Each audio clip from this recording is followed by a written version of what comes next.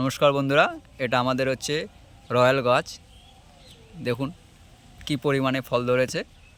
এর আরেকটা নাম হচ্ছে অবরই বলে চেনে অনেকে।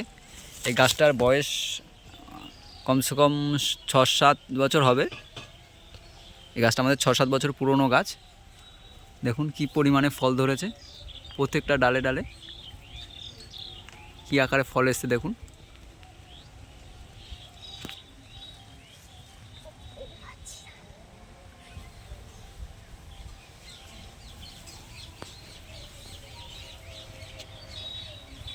প্রত্যেকটা ডালে কমসে কম পুরো থোকা আকারে প্রচুর পরিমাণে ফল ধরে আছে।